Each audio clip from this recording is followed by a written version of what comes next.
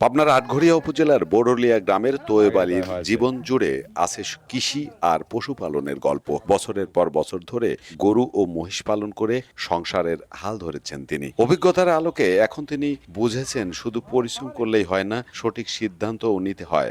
আগে গাড়ি টাড়ি চালাইতাম, এখন মোটামুটি এই মসির ব্যবসায় করতেছি আর কি, ওই কিনে টিনে পুষি, একটু মোটা তাজা করে বেশি। মাত্র সপ্তাহখানেক আগে স্থানীয় পশুর হাট থেকে 2,75,000 টাকায় এক জোড়া মহিষ কিনেছিলেন তিনি। চোখে তার নতুন স্বপ্ন, পরিকল্পনা একটাই, 3 মাস যত্ন করে লালন পালন করবেন, তারপর ভালো দামে বিক্রি করবেন। তার বিশ্বাস সব খরচ বাদ দিয়েও এই এক জোড়া মহিষ থেকেই 50 থেকে 60,000 টাকা লাভ হবে তার। 2,75,000 টাকা দিয়ে কেনা কয়টা?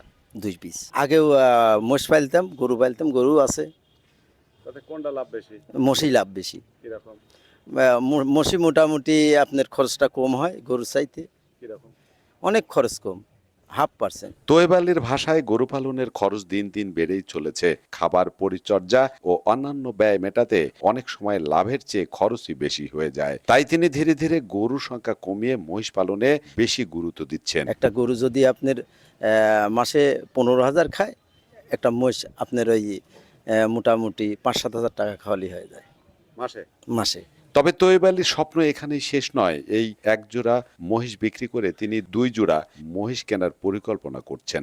সামনে পরিকল্পনা, বিক্রি করে আবার কিনবো, এই তো পরিকল্পনা। কয় জোড়া কিনবেন পরে? সামনে আশা আছে আপাতত 2 জোড়া। ছোট্ট এই স্বপ্নই হয়তো একদিন বড় খামারে রূপ নেবে। তার বিশ্বাস, পরিশ্রম আর ধৈর্য থাকলে মহিষ পালনই হতে পারে গ্রামের অনেক বেকার যুবকের স্বাবলম্বী হওয়ার একটি লাভজনক পথ। মোটামুটি ধরেন মাস 3-এর ভিতরে বিক্রি করব। তখন আশা তখন আশা তো ইনশাল্লাহ ভালোই হওয়ার কথা। খরচ বাদ দিয়ে আপনার মোটামুটি তাও 50,000 টাকা থাকবে। আর গরুতে? গরুতে এটা আশা করা যায় না, 5-10 হাজার, তাতে মোষেই লাভ বেশি। পাবনার কথা আমরা বলি, কৃষক খেটে খাওয়া মানুষের কথা। ধন্যবাদ সবাইকে।